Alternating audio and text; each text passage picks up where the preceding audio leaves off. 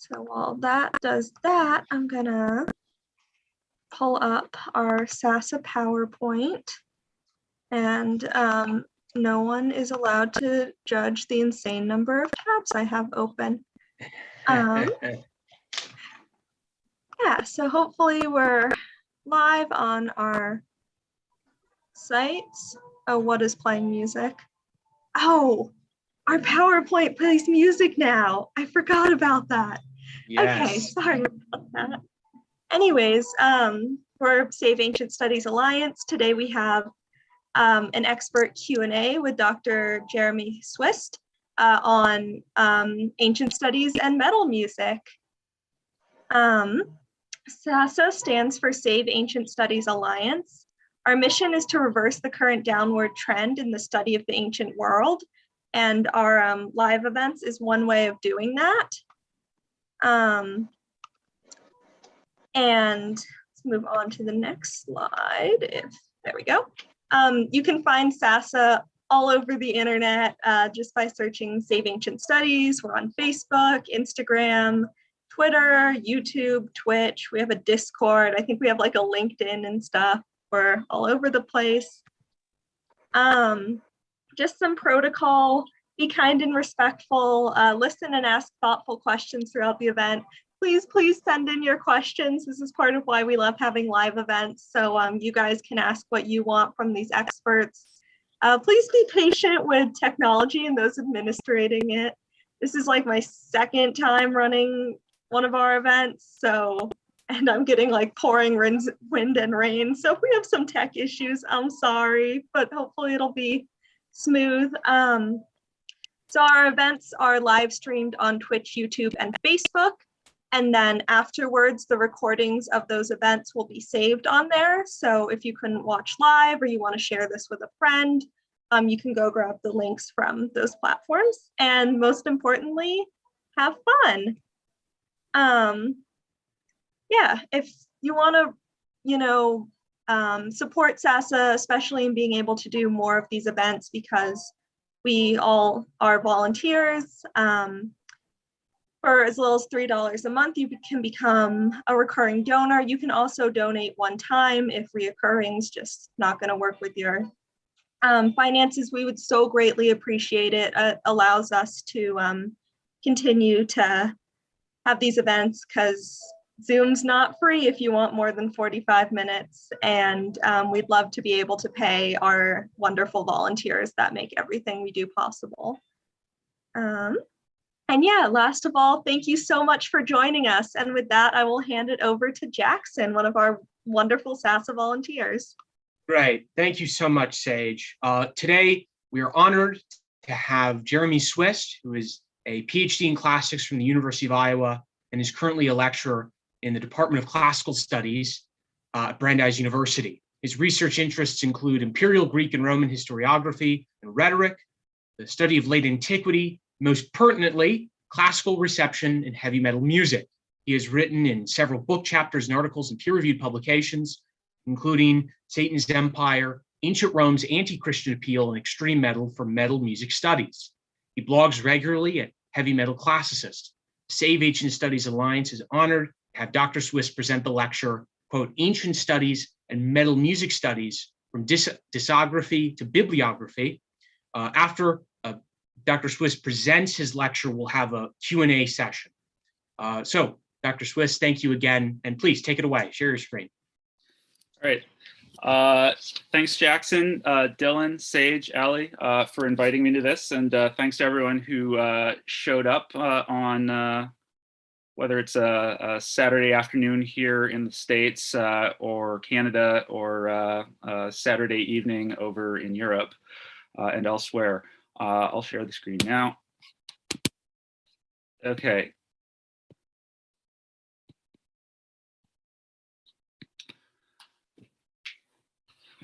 All right, so I'm just going to talk about basically an introduction to kind of the work that I do and the people that do the kind of work I do, and the disciplinary contexts, especially of metal studies, and how that intersects with the various fields adjunct to classical studies as well. So I figured I'll start with kind of a little narrative of my journey into this topic, because I kind of want to stress how, you know, as a classicist and as a metalhead, my worlds, sort of developed kind of concurrently and slowly over time kind of overlapped until it's basically become, sort of a unity of my life here. But interestingly enough, I got into heavy metal about the same time I started taking Latin in my freshman year of high school back in 2003. And it was there that I met my friend Nick Adams, who showed me Slayer and got me into heavy metal, and we sort of went on that journey together at the same time that we were basically buddying up in Latin class and translating stuff. And then when we got to our senior year of high school, we started taking AP Latin. We were reading Virgil's Aeneid. And we have been listening to a fair amount of metal at that point. And over that summer, we had watched HBO's Rome, and we were thinking, why don't we kind of start our own band about these kind of themes? Well, the result was this monstrosity, this kind of bedroom necro black metal band called Totalis Necrum. We had really no idea what we were doing. Nick was just learning guitar. I had no idea how to do like drum programming or vocals or everything. So we kind of threw together this kind of slapdash kind of music. But then again, that's sort of the vibe with a lot of black metal. Totalis Necrum, neither of those words are actual Latin, and we should have known better. But anyway, we were especially inspired as we were reading Virgil's Aeneid in AP, especially by the events of book 1 and 2, as you can see from some of the song titles there. And what we were doing at the time is we thought we were doing something totally unique. We weren't very familiar with any metal out there that sang about ancient literature or Greek and Roman history. We knew there was all this Norse mythology stuff, but that was before I really knew how to look for this stuff, and that this was around 2006, and there was already a lot of material out there, as I'll get to. But anyway, it wasn't really until toward the end of grad school that I started becoming aware that there was a lot more metal out there that engaged with antiquity. To the point where I thought, maybe as someone who exists in both these worlds, I could say something about it and tell people about it. So I started a Facebook page called Heavy Metal in the Ancient World, which is still running, where I did things like the song of the day, and I'd feature a YouTube video of a song where I would sort of explain sort of the ancient myth or historical event or figure that is being sung about in the song, and some thoughts of mine, interpretations. And a year later, I got out of grad school. I earned my PhD in classics from the University of Iowa. And after, it was actually really between my submitting the first deposit of the dissertation and my defense that I had this month or so gap where I had nothing to do with myself. And I had all of this energy because I was just writing. And I was sort of like, I don't know what to do. And so one of my professors was like, why don't you write an article? That's what I did. And so I decided, you know what, it's about time that I was becoming aware that metal studies was a thing, which I'll talk about in a moment. I thought, okay, well, here's some things I've been noticing in the music I've been listening to. And so I did some reading up, and that turned into my publication, Satan's Empire, which Jackson mentioned in the journal Metal Music Studies, which came out in 2019. So in a time span here, metal studies has been around for a couple decades now. So I still feel like I'm relatively new to the field, and I still feel like an imposter sometimes. But I'm trying my best to get to know the people and read the literature. And so I thought I'd use this presentation to kind of help people into that journey, a little more efficiently than the way I went about it.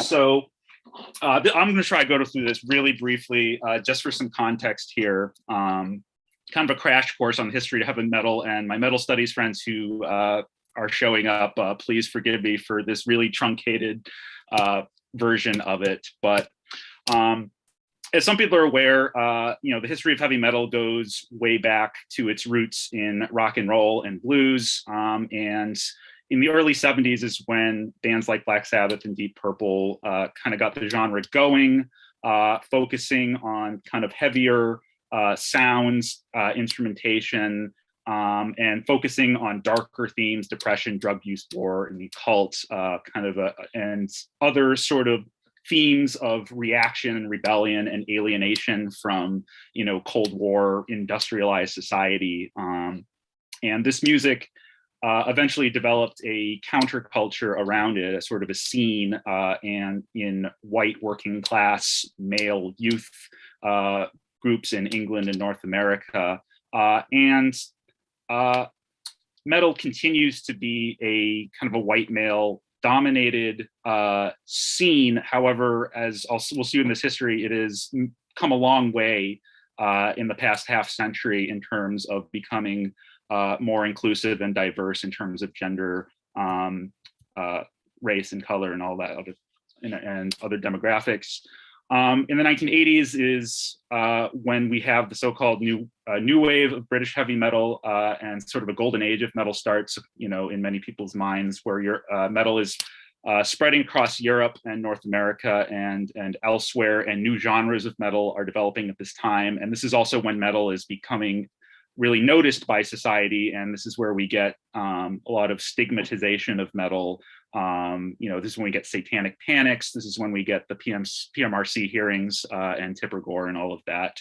And this continues into the 90s with with more of this kind of rhetoric. And it's not really until the new millennium where we start seeing metal becoming more accepted as a genre that millions of people throughout the world do listen to, and it's not just music for uneducated teenagers, right? Hopefully we're moving past that.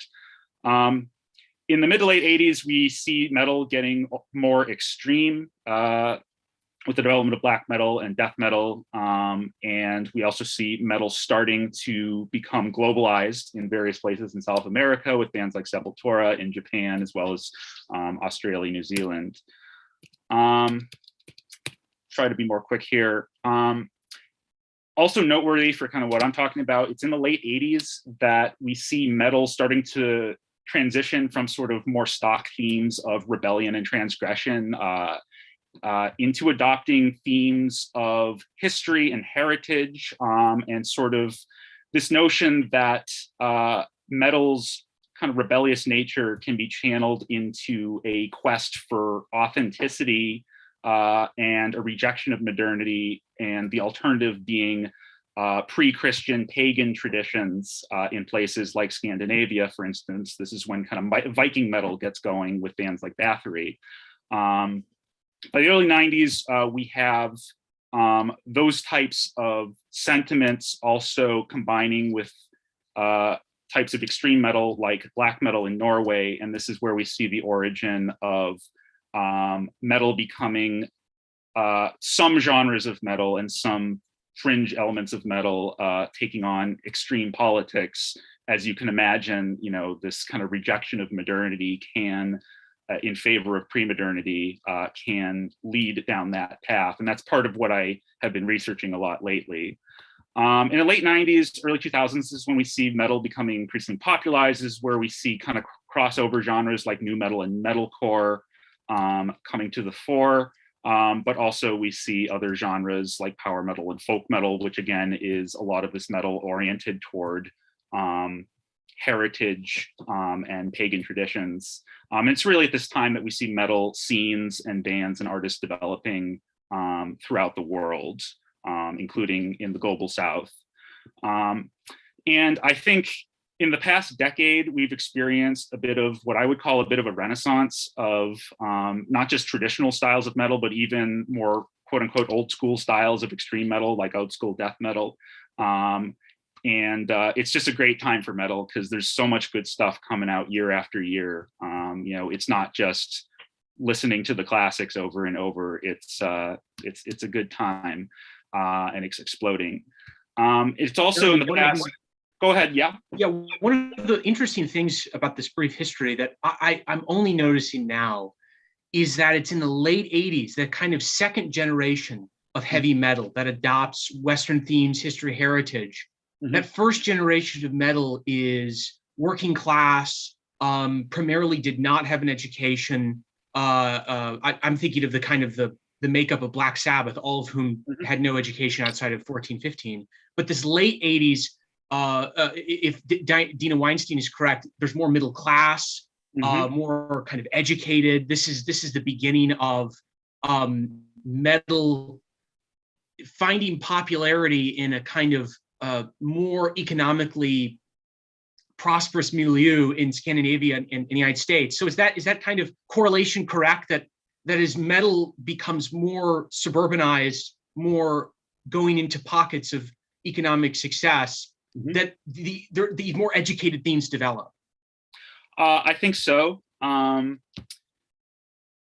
I think even in the 1970s, we see kind of the germs of this, where heavy metal bands like Rainbow, for instance, and the development of power metal, they are looking at themes of high fantasy. And then we eventually have bands like Manowar, who are basically watched Conan the Barbarian and thought, let's make metal about that. And then looking at those kind of fantasy themes, and also starting to sing about Vikings, or at least a popular cultural conception of Vikings, kind of appeal to this kind of hyper masculine image that early metal and a lot of current metal, is still strives for.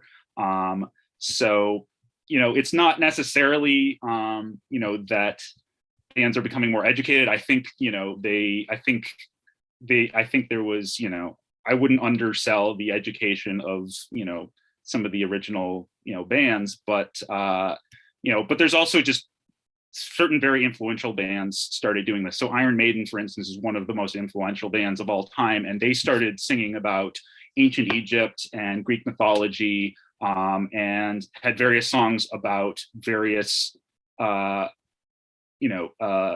types of literature, like Edgar Allan Poe, for instance, Murders in the Rue Morgue. And they did this in the early 80s. And I think that had a profound effect. People were starting to realize, this was literature and history was a body of material that had great potential for metal songs. Okay, so thank you for that question. So yeah, and it was the past, and leading into kind of what I'm talking to you about here, it was the past, couple decades that the academic discipline of metal studies has come to the fore. And with this rise in this academic discipline, I think we see metal, as it's becoming more mature, also metal and metal scenes, metalheads, journalists, musicians, fans are becoming more reflective of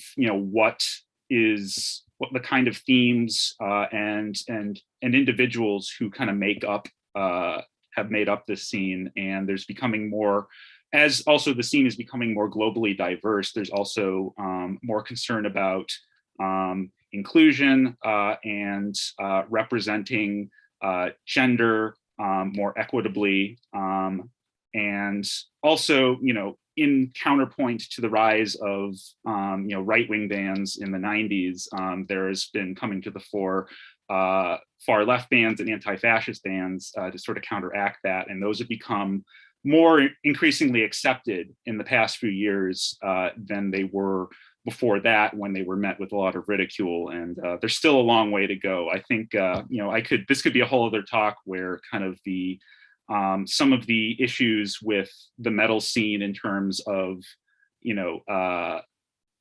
toxic masculinity and other discriminatory elements are hard to exorcise. And it's the similar thing that's in the field of classics. If you think about it, both those things were rooted in in kind of this white male culture, and so there's a long way to go. But definitely want to stress that Metal Studies is very interested in the globalization and diversification of metal scenes throughout the world, and has been putting out a lot of literature on that, including this edited volume, Metal Rules the Globe, which basically, looks at, as case studies, various metal scenes in places like Nepal and in Argentina and elsewhere, and it's kind of taking this sort of ethnographic approach to see how this genre that came out of Northern Europe has been, reimagined in these local contexts throughout the world. And speaking of which, just to kind of stress, the kind of numbers we're talking about, and sort of the global reach of metal. This is a chart looking at a map looking at metal bands per capita in various countries, and you can see that certainly historically we see Northern Europe and kind of the former the former British colonies in North America and Australia, certainly, there's a predominance, but we do see in places like South America, look at Chile there, that, this is, it's happening. And then places in the global South and in Africa, they're starting to come up, and there's been some good work on bands in places like Africa and South Asia that are very interesting. But you may also notice that the metal scene in Greece is also very thriving. There's tons of bands there per capita, so that accounts a lot for the presence of metal with themes of Greek mythology and history, which is what I look at, more so even than in Italy with the Roman themes. Right. Okay, so let's talk about what metal studies is. And I think how I answer this question is,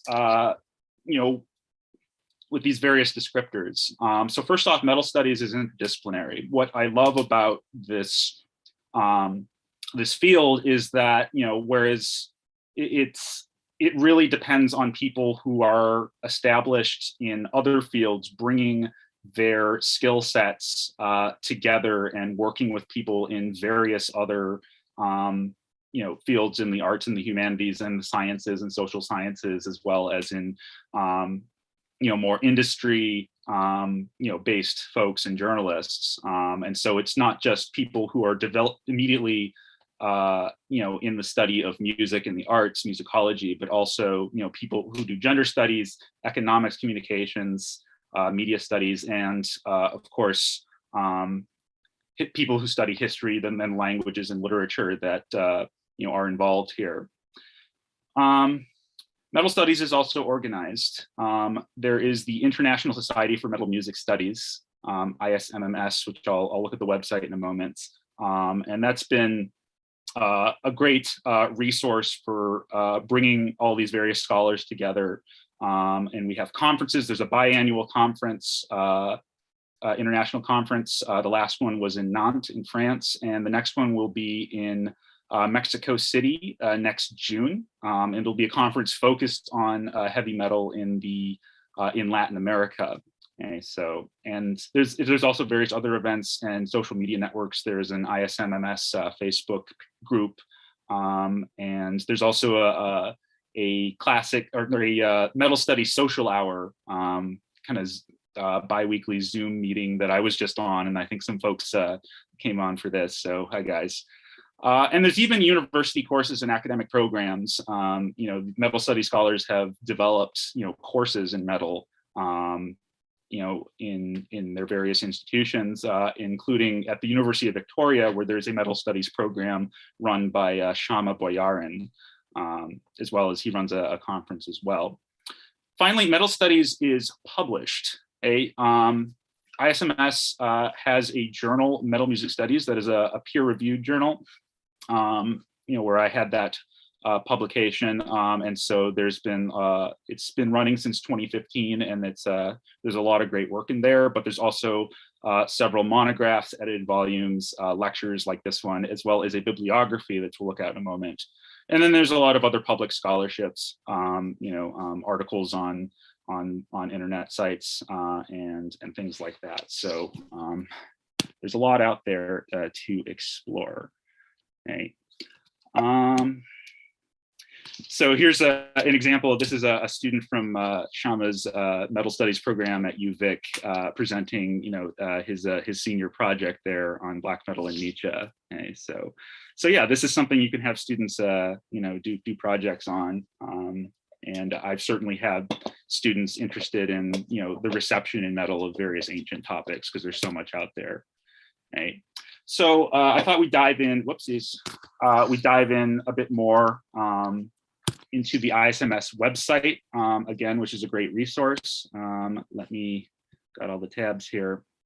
So it's just metalstudies.org. You'll go there, you see, its mission: encourage and facilitate academic research related to heavy metal music and culture, adopt interdisciplinary approaches inclusive of subgenres from related genres, establish metal music studies as a relevant and respected academic discipline, and contribute to the growth of knowledge within academic and music communities. So very focused on outreach, inclusivity, and interdisciplinarity, which is something that I always strive for. We exist in our pigeonholes a bit too much. So here's some information about, again, the biannual conference. And also, I'd like to direct your attention to the Bibliography, which is a fantastic resource, especially if you're getting started looking into this stuff. You can see what are the latest publications in the field and going all the way back. So if you're looking for a certain topic, you can utilize this. I see that they put in something I've done recently on heavy metal and Byzantium coming out. So it's updated regularly here. And then there's also a podcast, Metal Methodology, you can listen to, run by Owen. Owen Coggins here. And then we have the Metal Music Studies Journal, which is worth checking out. I think the first issue is free to look at. And in fact, that's where there's a nice article on Alexander the Great and metal by Christian Thubierslev. Okay, so there's a bit of that.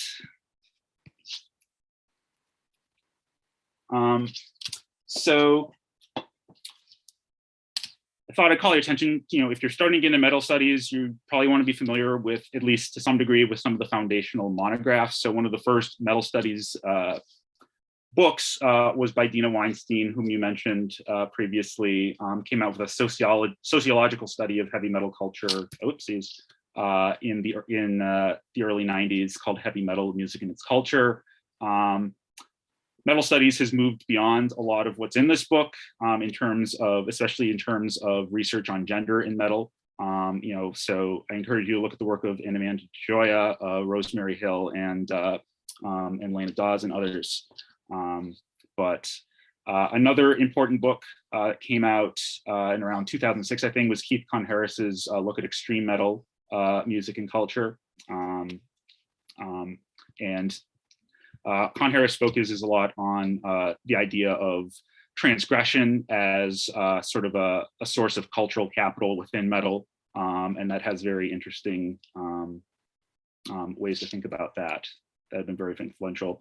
The one takeaway from Weinstein's book that has always kind of been constant in my mind is how she borrows from Greek mythology in order to kind of theorize sort of what the major themes of metal are, at least as they were in the early 90s, but I think these still hold true today.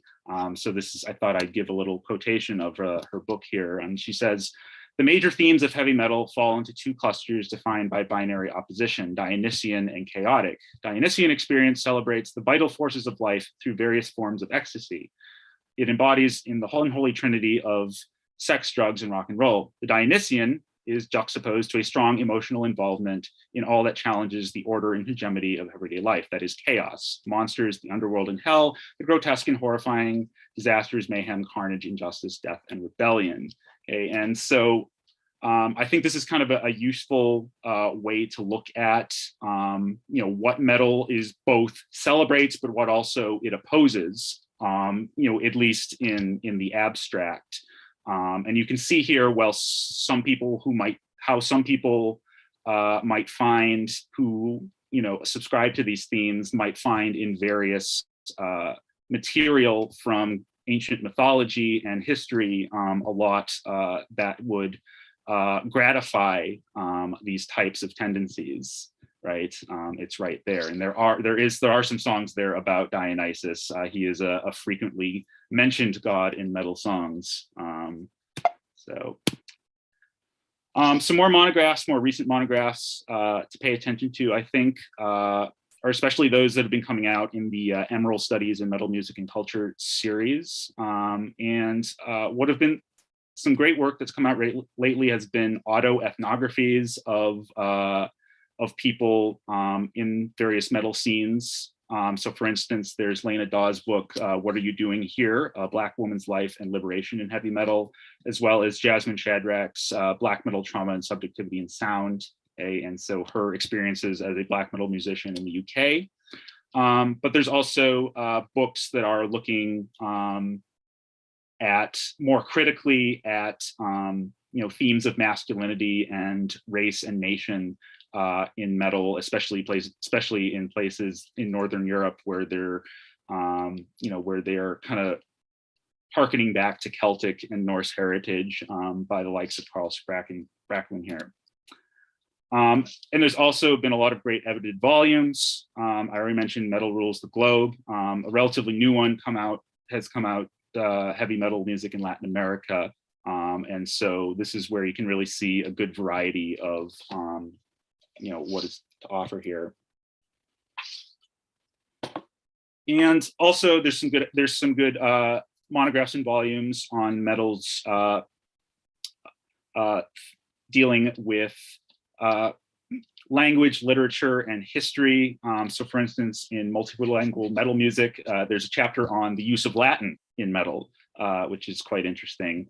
There's a recent edited volume on medievalism and metal music studies, which takes a critical look because the medieval world is just as popular as the ancient world in heavy metal, for better or worse. And so that's a good volume to check out there. And then I'd be remiss if I didn't mention Laura O'Meller's look at Iron Maiden's adoption of historical themes in several of their songs, such as Alexander the Great, for instance, of which there's been a fair amount written.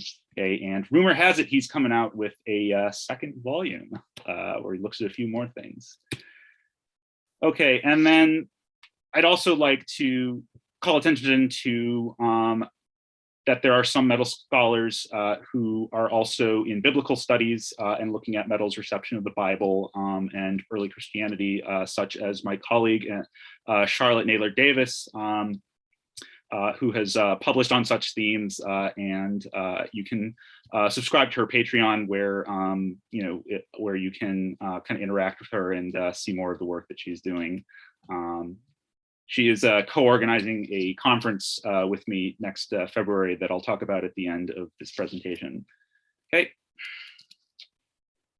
All right, so finally, let's talk about kind of the metal's reception of antiquity in terms of what's out there. And the fact is that there's a lot. There are literally thousands of songs on a broad array of topics in history, mythology, literature, also philosophy, and other things. And a lot of these are focused mainly on Greece and Rome, but there's a fair amount on Egypt and Mesopotamia. And there's certainly plenty of music on other pre-modern traditions, from places throughout the world that are of interest here.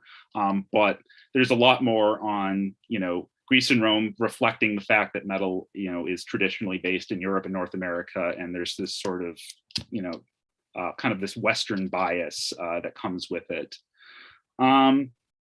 So there are literally hundreds of bands throughout the world that have at least one song on such topics. And there's also dozens of bands that have concept albums on these various themes. And there's even a handful of bands that are entirely exclusively devoted to things like Roman history, with bands like Ex Deo and Ade, for instance, in Canada and Italy, respectively. And also, I'm sort of talking about these themes in terms of, lyrics and imagery and album artwork, but, the most important thing in metal music, in terms of the consumer, is the music itself. So I encourage you guys to listen to some of this stuff. I have several Spotify playlists on various topics that I've done for some of the podcasts I've appeared on. But there's also some podcasts based on various themes. So for instance, we'll look at, here's some songs that are adapted from Greek tragedy. Okay, so there's Virgin Steel's album that adapts the Oresteia. There's a wonderful song by an Australian band called Ilium on the Antigone. And then we also have songs on Medea, as well as a band called Loomis that has an adaptation of the Bacchae. Okay, so it's not just they saw a movie or they watched the History Channel. There are bands out there that are actually reading the primary sources and adapting them to metal as well. Okay, so that makes it very interesting. Okay. All right, so let's jump into some of the scholarship that's been written on this phenomenon. And so here's sort of a kind of a sampling of some of the original scholarship that's come out in the past 10 or so years in both metal studies journals as well as classics journals like Selecta Classica and various edited volumes.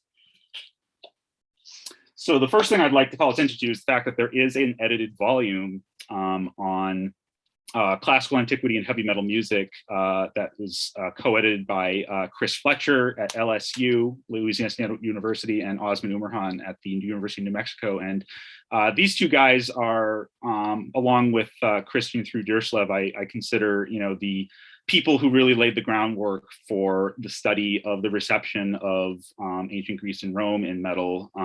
They kind of got this volume going before I joined the party. And so I always try to acknowledge the work that they have done and continue to do. But I think this edited volume, which came out in 2019, has a good sampling of kind of the possibilities in the scholarship, rather than sort of addressing the phenomenon, kind of in terms of broadly, they focus on sort of case studies of various songs and bands, as you can see here. And it's not just, bands in Italy or Greece singing about Greece and Rome, but also bands such as those that Matthew Taylor talks about, bands in Switzerland like Eluveti, who sing about the Helvetian, and the Gallic kind of perspective on Julius Caesar and the Gallic Wars. Another thing to pay attention to here is Christotoulos Epurgis' article looks at Greek black metal, and in the fact that there are bands in Greece such as Kawir that are devoted Hellenic pagans, and the metal scene in Greece, has a lot of ties with the resurgence of Hellenic paganism in Greece as well, and so they have songs that are hymns to various gods based on ancient models that Epurgis talks about. And this is the case throughout Europe and other places in the world where metal bands are looking to their ancient traditions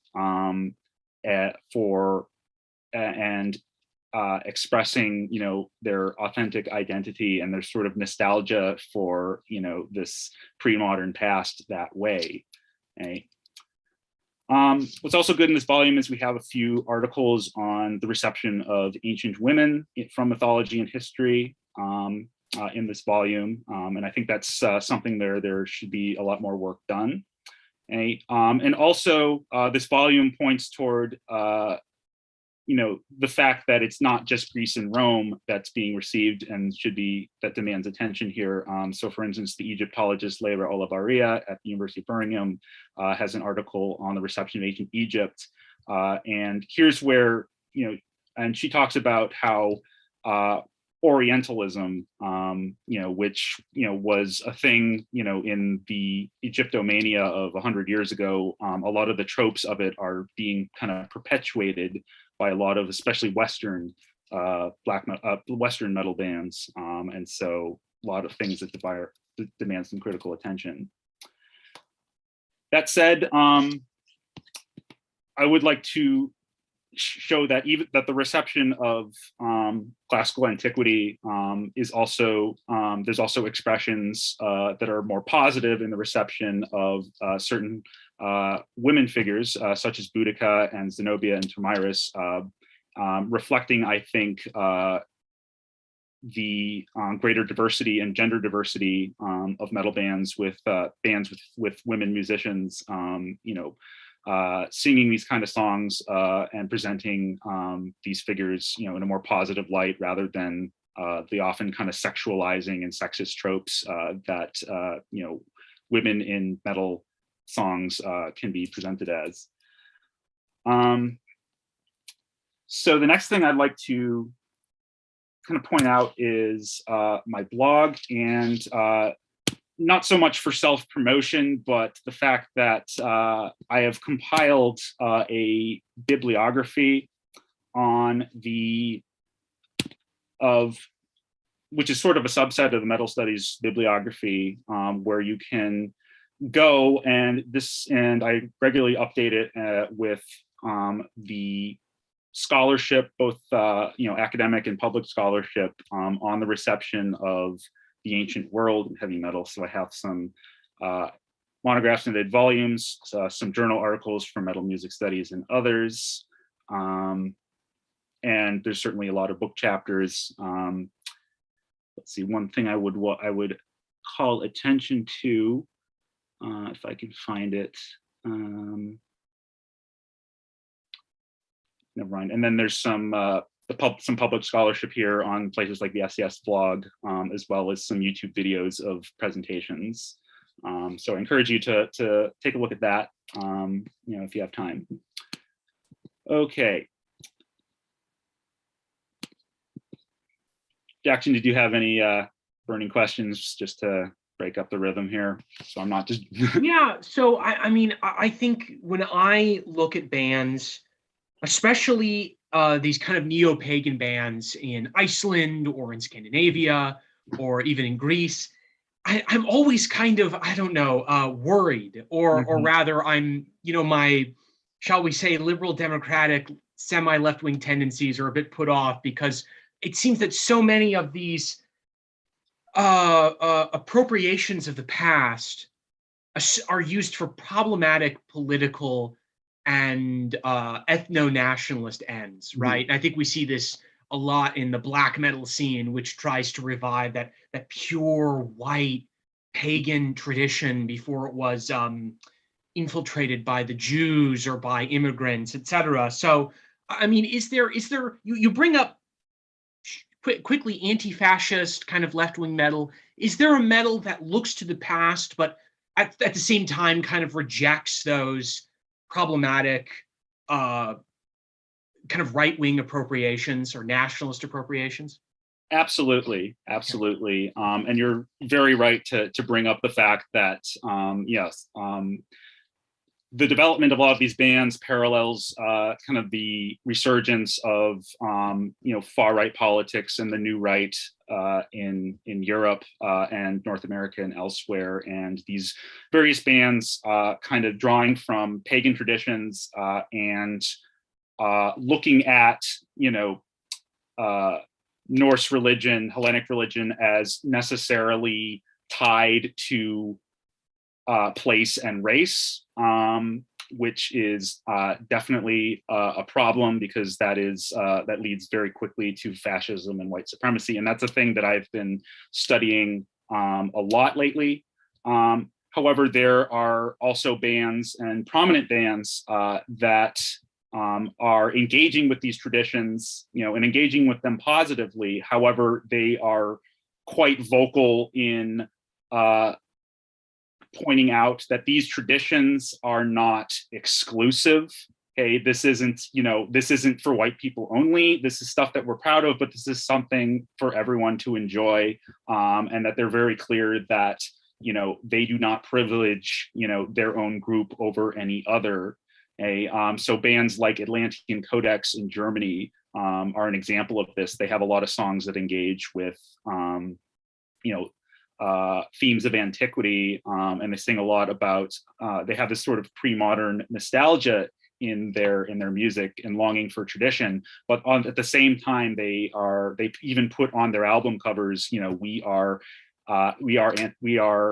against fascism. Okay, there are appropriate ways to engage with tradition, even in a positive way, without taking on those types of politics. And also, I had a conversation with Sakis Tolis of Rotting Christ in Greece as well, who had a similar point of view. And I talked to other people in the Greek metal scene where they adamantly reject bands down there that use metal and themes of Greek mythology and paganism, as a way to advance, the politics of Golden Dawn, for instance. Yes. And Sakis and Nick Triadakis and others, they say that most people in the Greek metal scene, are very opposed to that. So I think I would like to think that the sentiment and reaction against these right-wing bands is there, and that we need more people to kind of step up to the plate and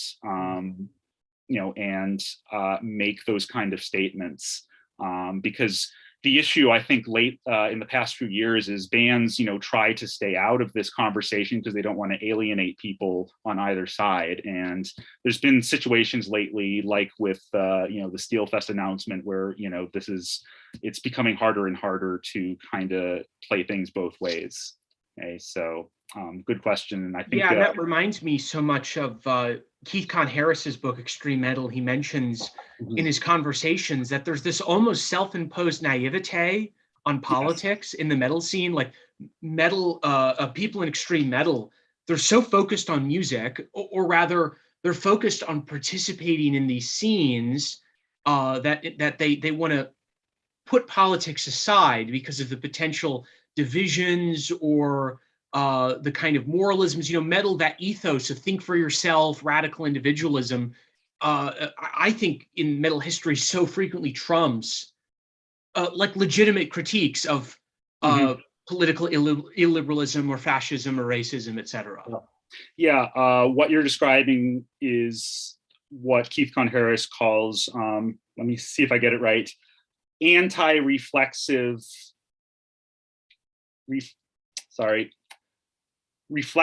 anti-reflexivity, or something like that. Anyway, I can never get it straight. But yeah, basically the idea that they make it look like they don't know better, but they surely do. Okay? And they try to plead ignorance that anything in their music is problematic, and that they have nothing to do with politics, quote unquote. Okay. All right. Kind of getting into some of that. I just have a few quotes from some of the scholarship on metal's appropriation of classical antiquity. So one of the first articles on this in a classics journal was by Osman Umarhan in Selecta Classica in 2012. And we can see here, people like Oz definitely see how various themes of classical antiquity, especially military themes, can really speak to kind of metal's core ethos of aggression and empowerment, and to kind of that male base that was traditionally with metal there. And also we see with, in the first issue of Metal Music Studies, Christian Zuderslev's, look at the reception of Alexander, speaks to those types of feelings as well, but also has a dimension of cultural unity as well as, for Greek bands at least, kind of a nationalistic, aspect there. And then another metal classicist in Spain, Elena González Vaquerizo, I think sums it up well. Masculinity, escapism, empowerment, and nationalism, are sort of some of the key reasons for why, as she was talking about, ancient Rome is appealing to so many metal bands as well. Another thing to point out, Chris Fletcher, who also co-edited that volume, came up with, I think, a useful term, Mediterranean metal, to describe metal bands in the Mediterranean world who put out music where they connect to their ancient traditions. Okay, so again, this parallels the development of Viking metal in Scandinavia earlier. So some highlights here I'd point out. So this album by Crescent, which is a native Egyptian black and death metal band, came out just this year. It's very good. And you can see how they take some of the traditional artwork of pharaonic Egypt, and then they reimagine it, as with this kind of hyper masculine pharaoh, and his ability to bring violence and power. And then certainly we see that in Greek bands who, take Poseidon and turn him into, something out of a Man of War album cover. And then bands like Stormlord in Italy, who are basically looking at Virgil's Aeneid in a similar way that, my friend Nick and I did, all those years ago, and thought, there's a lot of potential here for a good metal album. Another thing that I've been researching lately is the debt that kind of ancient receiving metal has to pop culture, especially films. And this is nothing new. Black Sabbath themselves, they named themselves after a 1963 Boris Karloff film, and they intentionally wanted to create sort of a musical equivalent to a horror movie in some of their earliest material. And so this continues throughout metal, where, they're watching Clash of the Titans, they're watching Gladiator, they're watching 300, and they're being inspired by that, for better or worse, because this is, supplying largely their understanding of antiquity. And an interesting case I'd like to just talk about for a few minutes is this band from Cyprus called Astronomicon. And they put out this album, Dark Organ Rising, in 2013. And clearly you see the influence of Ray Harryhausen's claymation Medusa from Clash of the Titans in 1981 there. But you also notice, some of the differences there. Metal is, metal's focus on hypersexualization, of men and women is clearly present there, and we see other, resemblances, from the movie, in the original myth of Perseus. He didn't ride Pegasus to get there or to go back. But what's interesting is that, yes, there are bands that are just watching movies and then just reproducing them in metal. But a band like Astronomicon, again, they're from Cyprus. It seems likely that they, paid attention in school, because if you look at the lyrics to this concept album about the myth of Perseus, you see that they're not just rehashing Clash of the Titans, they're actually retelling the Perseus myth from start to finish, with intimate knowledge of the ancient sources, to the point where we have a song like the title track, which is kind of a pastiche of the various sources, however contradictory they are. So this is a song basically about when Perseus gets to the lair of Medusa, and it opens by talking about Medusa she used to be a beautiful maiden, but then was cursed by Athena after, she was raped by Poseidon. And then, that version comes out of the Roman poet Ovid. Not sure if he invented that or got that from an earlier source, but that is a later version of the myth than what we see in archaic Greek poets like Hesiod, and we also see sources like Pseudo-Apollodorus conveying more earlier versions of what Gorgons were, which were how they were represented on this vase painting here, with their wings and their serpent scales, bronze hands. And also this song not only seems to be familiar with the various ancient sources in terms of text, but it looks like they're even familiar with some of the material culture of this myth, as represented on this very famous Gorgon Vase, in which shows Perseus essentially running away from Medusa's sisters, Stheno and Euryale, after he had decapitated Medusa here. And you can actually just look at this vase, they're kind of running around in circles. It's a bit amusing, but they seem to be familiar with this vase, right, in the song. And so this is all despite the fact that they had the clashes of Tithonus Medusa on the album cover. So it's a very interesting sort of way that they kind of bring in the whole tradition of reception here. And then another song, they sort of account for where Pegasus comes in. And this is a very interesting kind of combination of the film and the ancient sources, where yes, Pegasus is born from the neck of Medusa after she's decapitated, and then Perseus finds that a convenient thing because then he can hop on Pegasus's back and fly away. Even though the ancient sources don't have Pegasus really involved in that myth.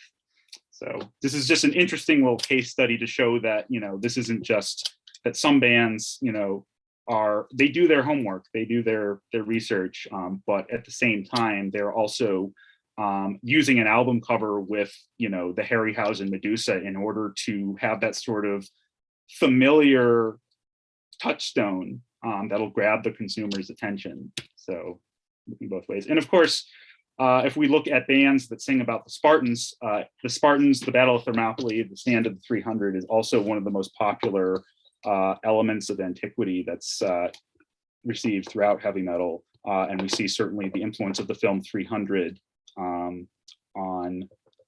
these bands. Though again, the band Sacred Gate on the left here from Germany, this album, Ties of War, is a concept album about the Battle of Thermopylae. And if you read the lyrics, they clearly have done a lot of their research reading Herodotus and other sources. But as you can see on the album cover, yes, this is a little bit better. Like they wouldn't have been wearing Corinthian helmets, but but if you look at the other shields, that's clearly out of 300 there. Anyway, so at this point, I'd like to talk about sort of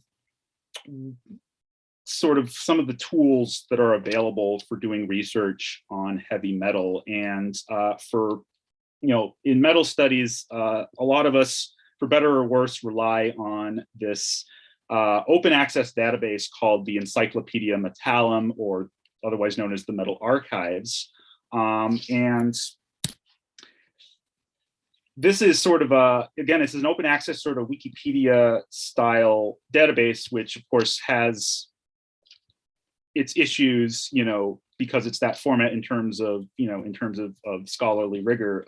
But it's a great resource nonetheless, even if you're just trying to look for new bands to listen to, right?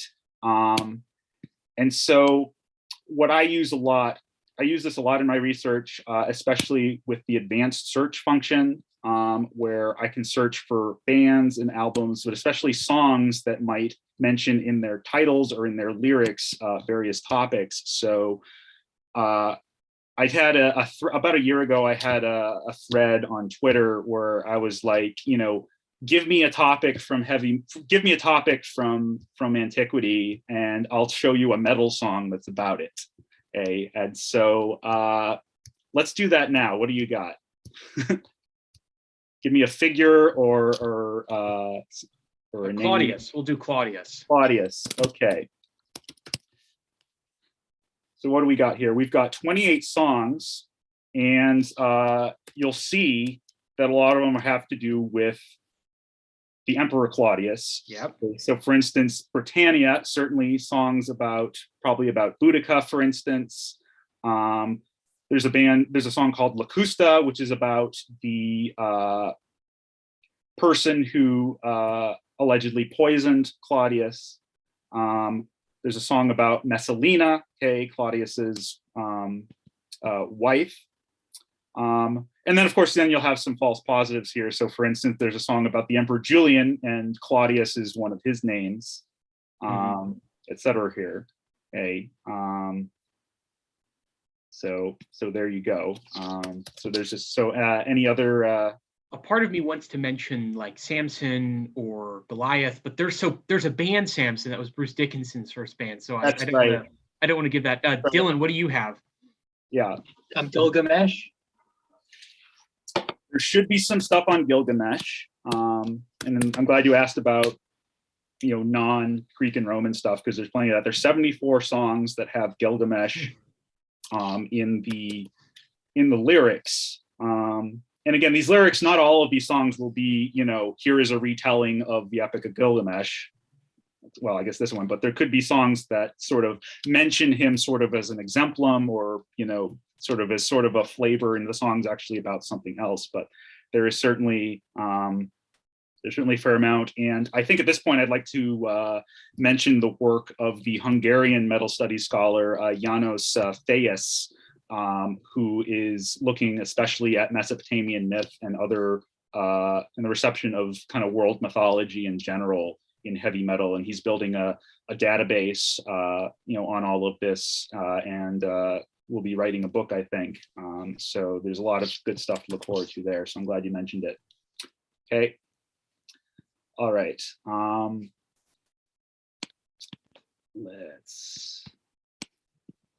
So using the Encyclopedia Metallum, I was able to, at least to start off, to assemble some of my own database, just to get, an idea of sort of what were kind of the most popular topics and themes, as well as, what bands in what countries, in what genre, are interested in what. And so I have a spreadsheet with a couple thousand songs on it at this point. It's a very tedious process, so I haven't gotten back to it much. But for instance, I used this database that I created to look specifically at the topic of Sparta for some of my research. And at least in this database, and this is a bit out of date now, but as much as 10% of the songs, have something to do with the Spartans. At least, a few years ago when I did this research. There's some concept albums, and there's bands from over 30 countries that have songs about Sparta. So this goes beyond just, bands in Greece or even North America. So using Jeremy, really quickly, yes, Jeremy, about bands and films, because this I think is really interesting. So you say the 10% in Sparta, that has to be from 300, right? Mm-hmm. I doubt that Sparta made up even 1% of pre-2006, right? Yeah, and there's a chart that I'm about to get to that you're anticipating here. So I'm glad you're on the right wavelength here. So before I get to that, so for instance, I can use a database like that and determine, okay, of the songs I have, here's how they break down by country. And some of this is, not too surprising. A lot of them are Greek bands that are, doing it for patriotic or nationalistic purposes, or that's simply, it was a part of their education. It's a story that's familiar to them. And then the United States, certainly, especially after the release of 300, as well as Germany, which has traditionally been a country with a lot of metal bands, since close to the beginning. So that accounts for that as well. But we also see, places further afield where, there's songs on that. And then, yes, here's the chart that you wanted to see. I can also see, how many songs on a certain topic came out in a specific year. And so this is sort of how up through 2019, how songs on Sparta that have come out. And you can see there is definitely a spike after the 300 premiere, for instance, but there's also perhaps a spike after the sequel came out. Might have something to do with Assassin's Creed coming out. I also thought about how the correlation between things like the 9/11 attacks and the 7/7 bombings, might have had an effect on certain bands' interest in kind of the perception of the Battle of Thermopylae as this sort of clash of East and West and these other sorts of potentially problematic ways to view it. But there's also just the case that after 2000, there is really exponential growth in just the number of metal bands out there that accounts partly for this as well, to keep in mind. And also this correlates to the kind of the renaissance of more traditional styles of metal, and those more traditional styles, are often where you'll have lyrics on history and fantasy and mythology. Okay, so there's a lot of different factors that go into this. Okay.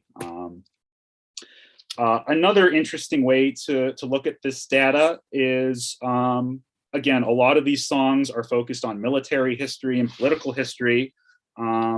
And so you can actually quantify, what are the most popular ancient battles, or at least battles in Greek and Roman history in metal. And you see that Thermopylae is the most popular for a host of reasons. But also notice the ones that are second and third, the Battle of Alesia and the Battle of the Tuger Forest. Okay? And you can think of what some of these reasons would be. Alesia, the last stand of Vercingetorix and the Gauls against Julius Caesar. So a lot of bands in France, as well as and Europe in general, kind of looked at this in a similar way that they look at Thermopylae as this sort of cause of the underdog, fighting for one's, traditions against this sort of globalist imperialist threat.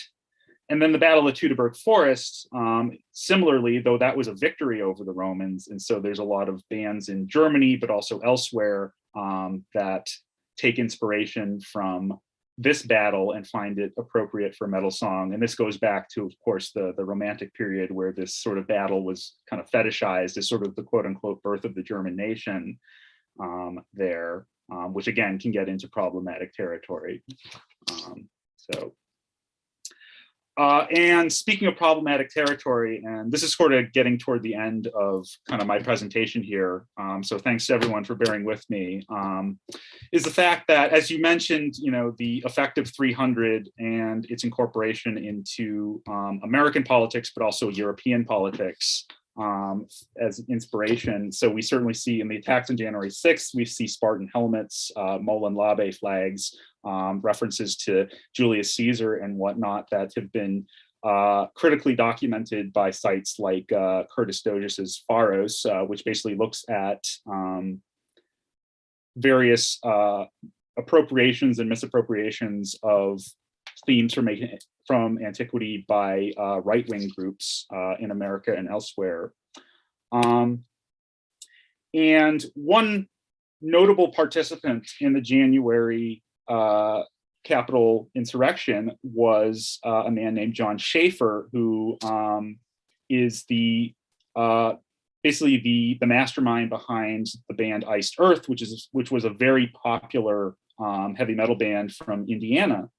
And he was right there taking part in the riot, and he recently pled guilty to various charges, and in exchange for cooperation in this investigation, but he's still going to spend several years in prison.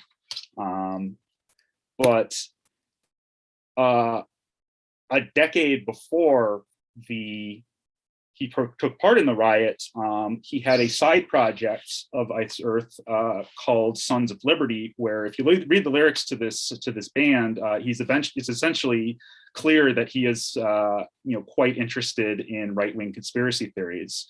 But he also has a song called Molon Labe, and if you read the lyrics to this song, not only is it clear that he saw 300, but he is quoting the movie verbatim. All of this in yellow is straight out of the movie in the way that he describes the Spartans and how he describes the Persians in a very dehumanizing fashion, including elements of the battle that were purely invented by the film that were not in Herodotus or the ancient sources.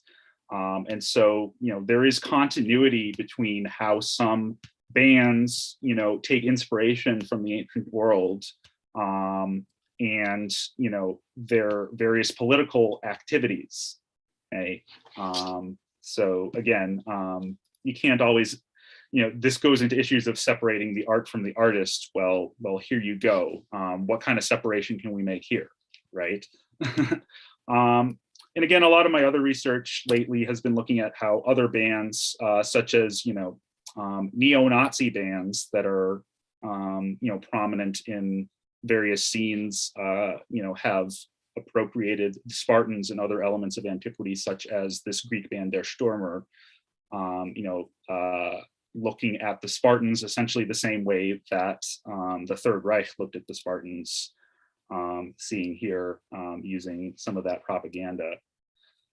But I don't want to end on that sour note. I'd like to end on a more positive note and hopeful note. And I think this is not an inappropriate opportunity to talk about what's kind of coming up in terms of research in this area of classical reception and metal studies. So I mentioned my friend Charlotte Naylor Davis, who is in the UK, and she and I are co-organizing a fully online conference, which will happen over Zoom, called Heavy Metal and Global Premodernity. It'll be in February from the 24th to the 26th next year. We have a website and registration open, where you'll see the absolutely gorgeous promotional flyer done by an artist who was based in St. Louis named Lauren Gornick. And she does album artwork and show flyers for metal bands all over, as well as non-metal bands. So I just wanted to show that off. So you can look at kind of everything about the conference here on the website. It's hosted by my home institution, Brandeis University. So shout out to our administrator, David DeVore, for getting this all set up for us. But we have links to the registration, contact, as well as we have a full program for the panels that we have in store. So for instance, we're going to have a paper on The Who, a Mongolian band that sings about Genghis Khan and that area of history. We have a paper, of course, on Mesopotamian myths and metal. We have a panel on Latin American bands and their reception of the history of the Aztecs and the Maya and others. We'll have some roundtable discussions. We'll also have a few happy hours where people can get together for casual conversation and network. The second day is when we'll focus on Greece, Rome, and Byzantium. So we'll have some folks, and not just scholars, but also musicians and people involved in the production of this music, such as Marios Koutsoukos, who wrote lyrics for several Greek bands that sing about Greece and Byzantium. We'll have a panel on Rome, including a panel focusing on some ancient women, such as Messalina by Christina Hotalin, as well as my colleague, Caitlin Gillespie, talking about Boudica, along with her husband, Dan, who is in the music industry in Boston here. Okay. And then on Saturday, we will talk about bands in other parts of Europe and Asia that use metal to kind of retrieve pre-Christian and pre-Islamic heritage. We will have a multilingual social hour, so for conference participants to be able to network in their native languages. And as well, we'll have a panel on the reception of the medieval world as well. Okay, so that's a bit of a preview of what's to come. You can also read all of the abstracts and the biographies of various participants here and the panelists and chairs. Okay, and so we would love if you can attend. Attendance is free and open to all. Okay, this is open to scholars and non-scholars and fans all over. And lastly, we have a Facebook event page, which is always useful. So I encourage you to go over Facebook and find the event page and give it an interest, at least. Some of my metal studies folks, if you didn't get an invite from me, it's because Facebook caps the invites at 50, so don't feel like I snubbed you for any reason. So anyway, enough shameless self-promotion here, and I think I'll be quiet now. So thanks, everyone. Fantastic. Great. Well, thank you so much, Jeremy. That lecture was fantastic. The amount of information was overwhelming in a good sense. And I appreciate your kind of methodological intellectual history of metal studies. I think based on your presentation, any undergraduate can now write in classics and undergraduate theses on heavy metal. You've provided both the kind of metal studies foundation and the metal studies and classics foundation. So absolutely fantastic. Before we get into questions from the audience, if there's anyone watching, please drop your questions in now. Dylan, do you have any comments, questions for Jeremy? Yes, thank you for the talk, firstly. There's a lot of important resources that I also can see now, which is nice. One question that I have is, do you know of any rituals that are kind of sung in metal? So maybe Latin rituals, or even older ones if there are, so something like that. Again, so with bands like Kawir and other, bands in Greece, and certainly likely, other bands in Europe and elsewhere that, and throughout the world really, that are blending metal with kind of their native, ancient traditions. I imagine they're doing that. So for instance, at the conference, we'll have a paper by someone talking about Marisol Perez, talking about a band, Semicon, which I believe replicates some of that in their music and their performances. And certainly we talked about Kawir, who, they write their own hymns to various gods. And so you can see their performance as a ritual activity. And we also see, there's certainly the influence of the Latin language in metal, partly due to kind of, this is a way of sort of inverting kind of Christian traditions, the idea of the Black Mass and all of that is quite influential. And there's certainly some albums that, take that to a very serious level in trying to recreate a Black Mass in their music. One thinks of the Deathspell Omega album, Si Monumentum Requiris Circumspice from 2014. But there's also a band like Batushka, which has come to prominence in the past few years, which reproduce Orthodox Christian ritual in their music in sort of a transgressive fashion in their especially in their live performances. So there's certainly plenty of that, that some do, out of conviction in their traditions, and some do it for transgressive purposes, as sort of a way of appropriating and rejecting those traditions.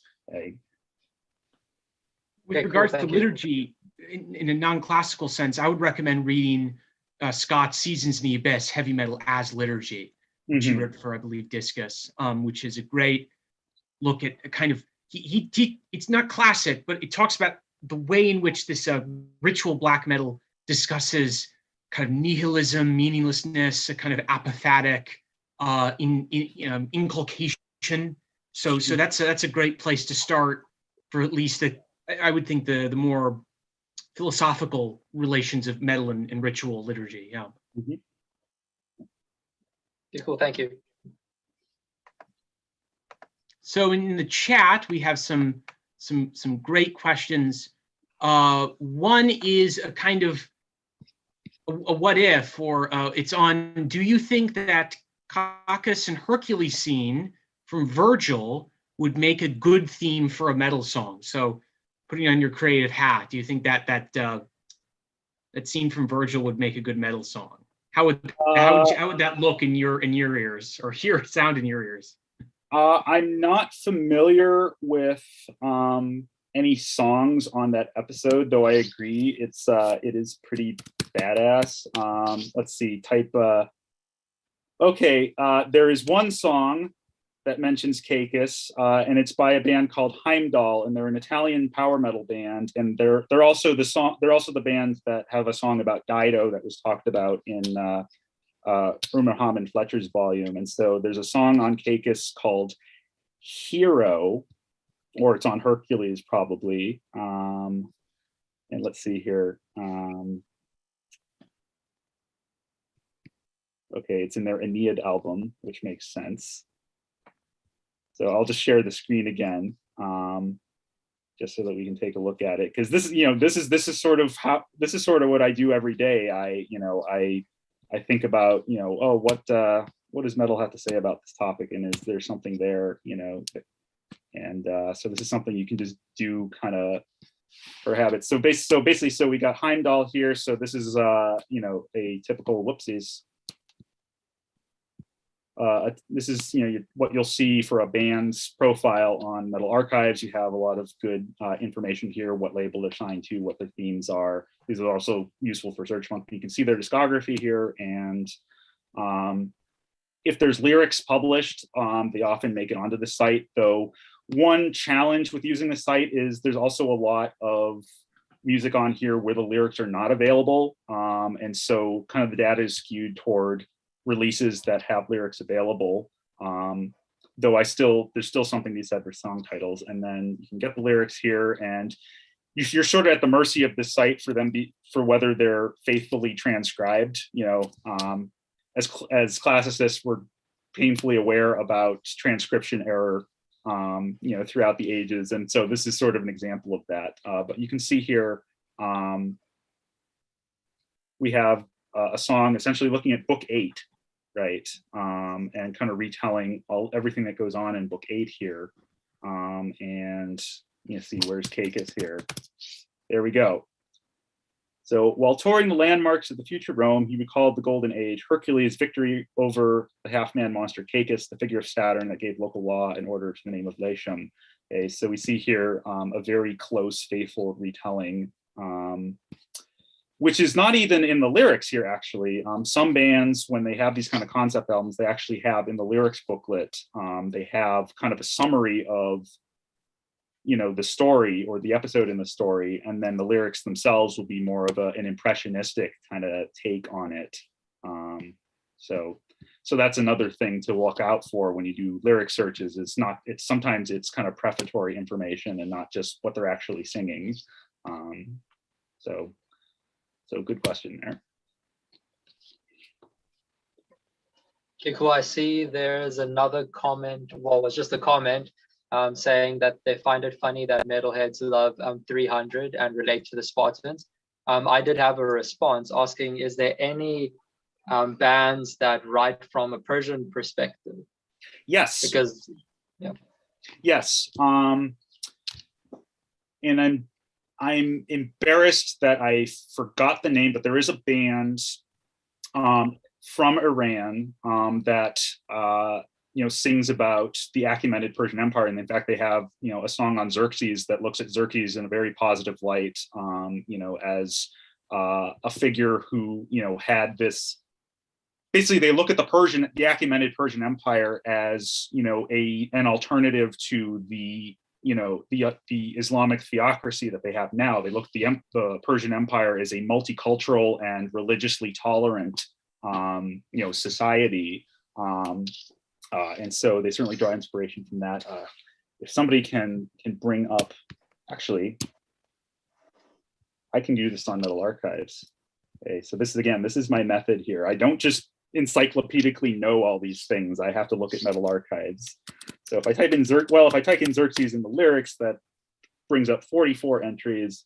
Arsemes, that's the name of the band. Okay, so Arsemes is a band you can check out. I'll just share the screen again. And a lot of these Iranian bands, because metal is, not looked upon by the Iranian government as well as in other places, some of these bands do relocate to Europe and other places. So, for instance, Pascalina Eckerström during the Heavy Metal and Pre-Modernity Conference will talk about some bands that have fled from Iran that sing about ancient Persian traditions. So there's certainly that material there, and it's very refreshing because there's just so much out there by Western bands that are basically just copying 300 with all of these really just racist depictions of the Persians.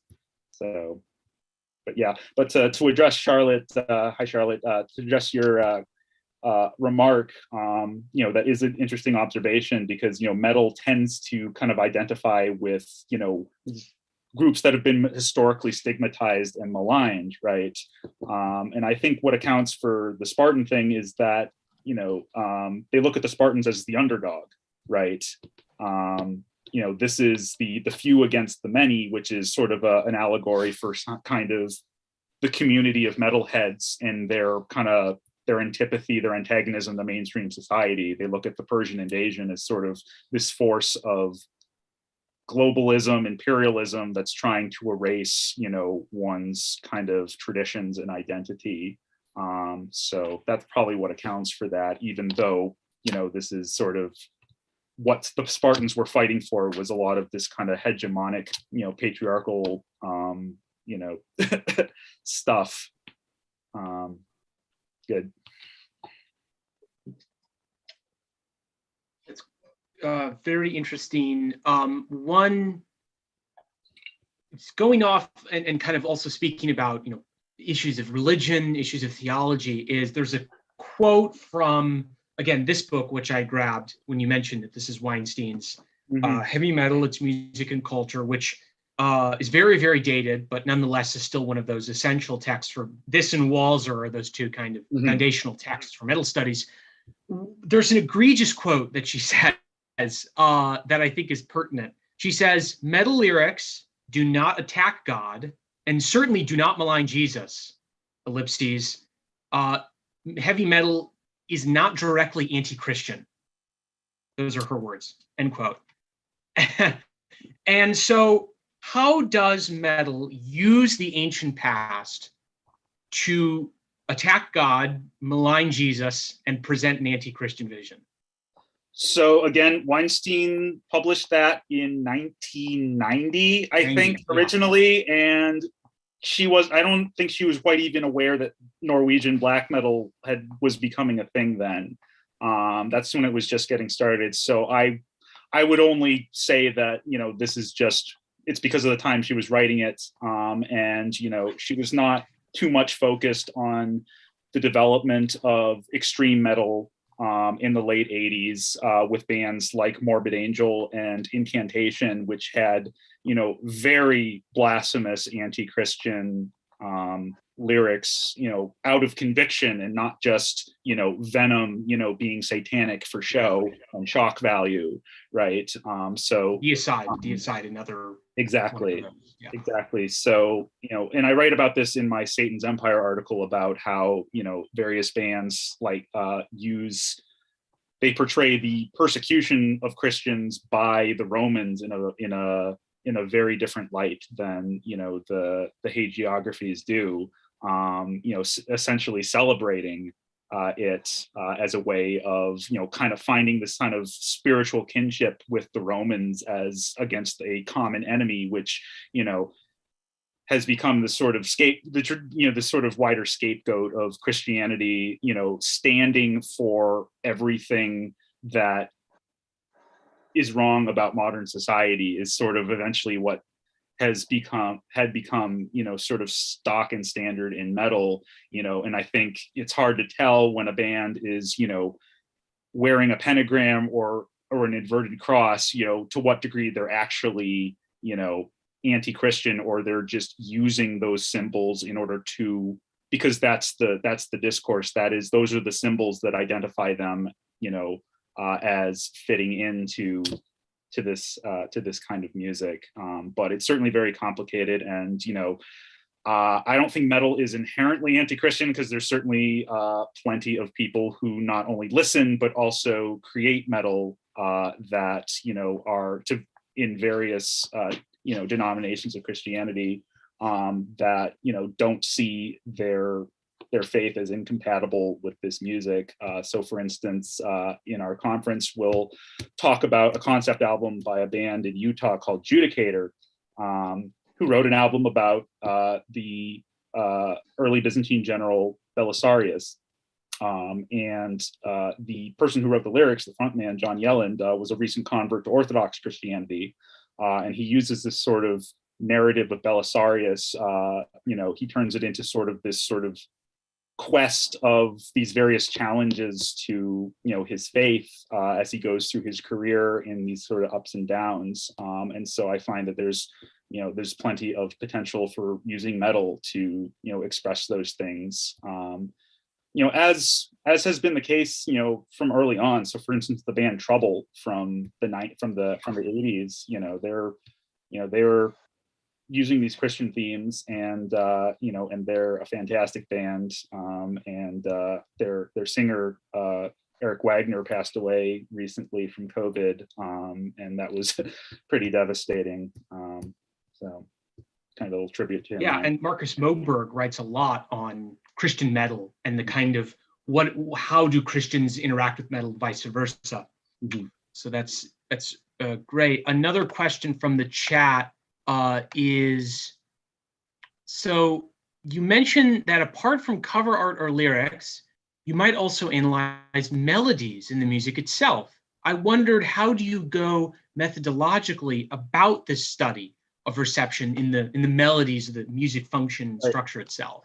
And I'm glad this question was asked, and I meant to bring it up in the presentation when I talked about Laura Meller's book. And I think this is sort of a potential pitfall that I've fallen into approaching kind of heavy metal as a classical philologist is, I'm used to analyzing texts.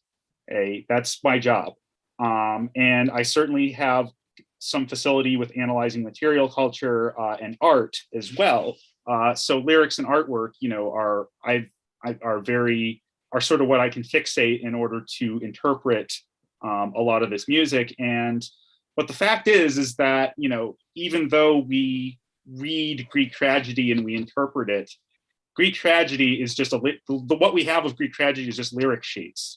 Right? That's not how Greek tragedy was experienced. It was a live performance with movement and music, and in the context of these festivals of Dionysus and everything, sort of like a metal concert, if you will. A lot of similar sort of vibes, but and it's sometimes we forget that we need to imagine that original performance context and how this would have sounded. And it's no different with heavy metal, which again, this is the most important thing to the consumer of heavy metal is how it sounds. And if the lyrics and the artwork are appealing, that's just icing on the cake.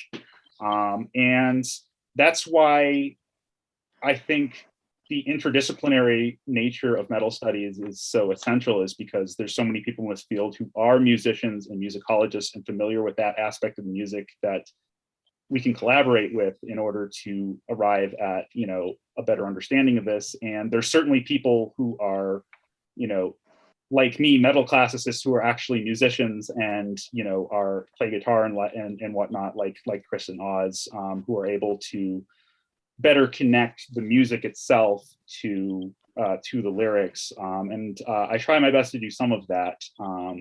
But, I am limited by my experience and my skill set. And so I try to, so it's sort of a balance between staying in my lane and, trying to incorporate these other ways to go about it, which is one reason I like, for instance, Laura Meller's book on Iron Maiden and their engagement with historical topics is Lauro, does play guitar and is familiar with, he has a lot of musicological kind of analysis of Maiden songs and how they connect to the lyrical themes.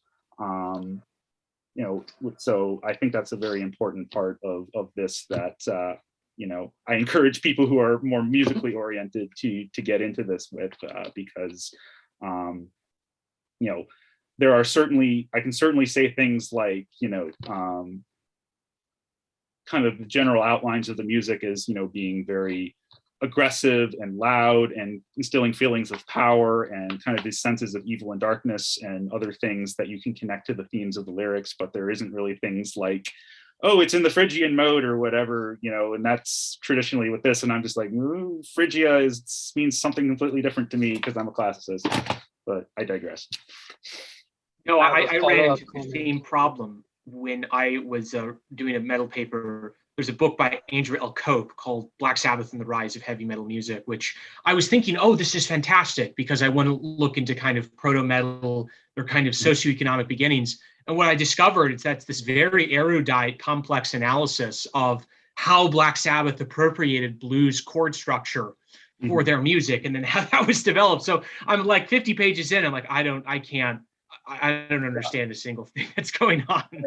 Like in Robert Walser's book, even there's that one chapter where it's just a bunch of sheet music, and I'm just like, I think my parents would get this more than I would because they're yeah, my parents in the choir, exactly. Dylan, go ahead.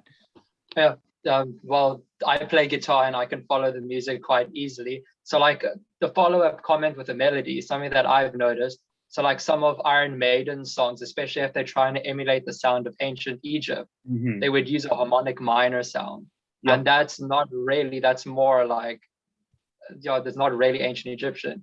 And there's also, so you can sometimes maybe go and look at a Hurrian scale or something, and you can play that on the guitar. But there's a lot of problems with that because that's kind of appropriating it and trying to add it onto an instrument that's not really capable of playing it. So the same with a Middle Eastern, like you need microtones to get a true, authentic Middle Eastern sound, and you can't do that on the guitar. So there's probably a lot of gaps that can try and be filled there, or a lot of criticisms that can be given for bands that try and do that, but they approach it the wrong way. Maybe that could be something interesting. Yeah, and two things on that. First, what I think that kind of plays into kind of the discussion about the phenomenon of Orientalism in metal, where they identify these sorts of melodies, with the kind of the vibe of the exotic East and everything like that, that Iron Maiden and other bands do. Though even like a band like Crescent, who are from Egypt, they are incorporating, melodies which strike me as, coming from, I think traditions in the Islamic period of Egypt, and bringing them in there. But another thing that I think would be that I think you would enjoy reading is recently there was an article by the German metal studies scholar Peter Pickler, who looks at what he calls Mesopotamian metal and bands like Melechesh from Israel, who do explore how to replicate those types of things on the guitar that you mentioned, in order to create this sort of sound, and kind of creating this sort of pastiche of kind of Mesopotamianness that he talks about. So yeah, Peter Pickler, Pichler. Checking out. Okay, cool. Thank you. We're approaching about 3:45 on the East Coast. If there's any last questions from our viewers, please drop them in.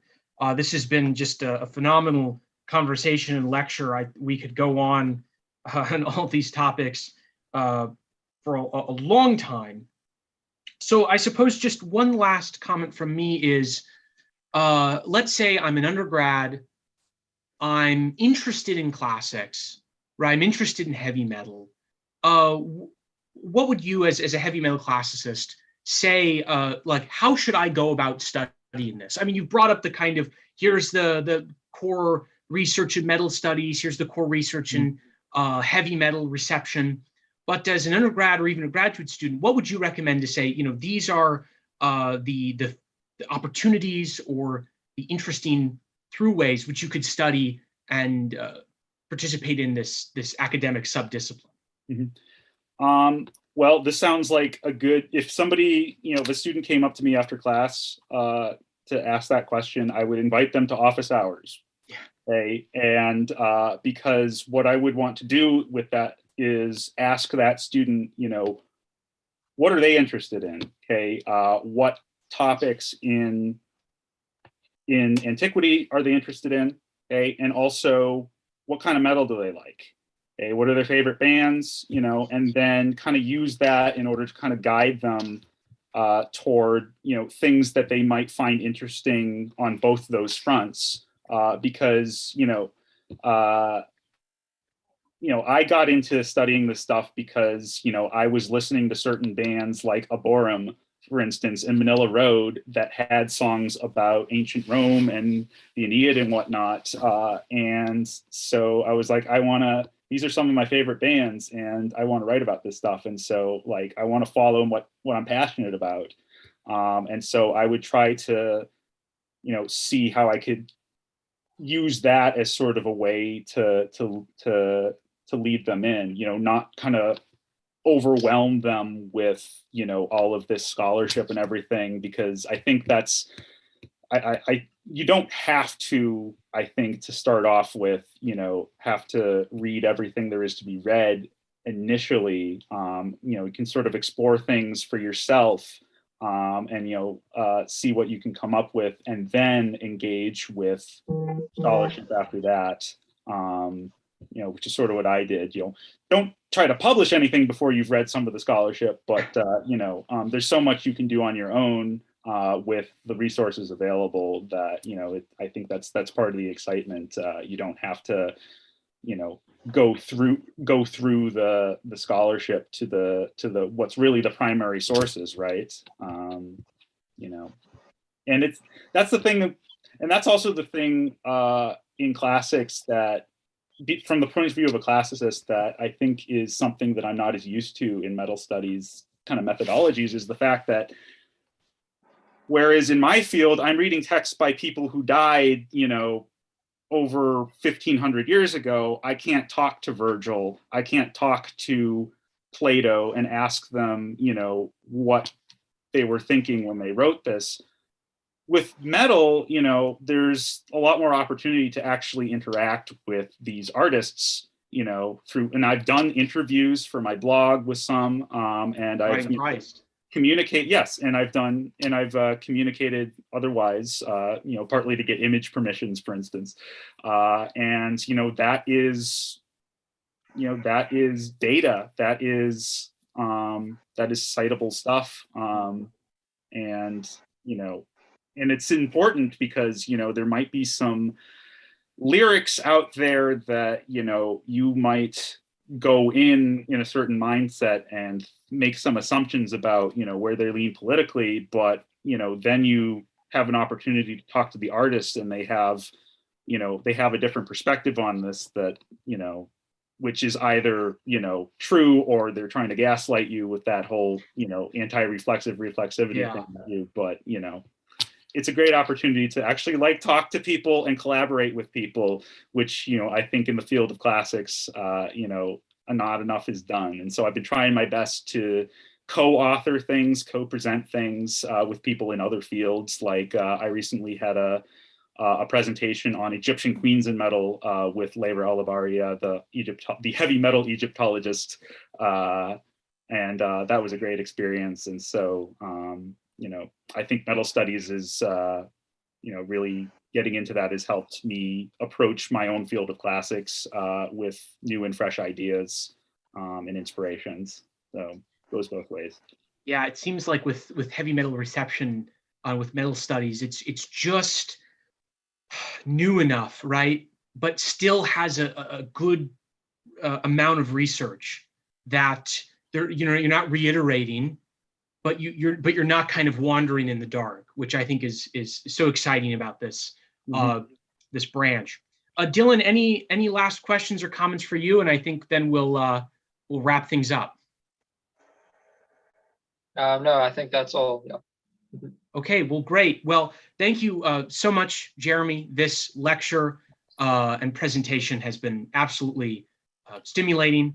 I thank all the people who've been viewing, whether on Twitch, Facebook, YouTube. Thank you so much. Thank you for your questions.